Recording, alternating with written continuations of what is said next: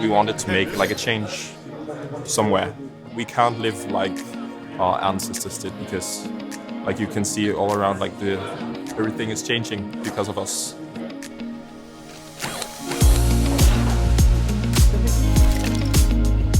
Our idea is like this chair, which is made out of plywood and textile from boats, like after use textiles.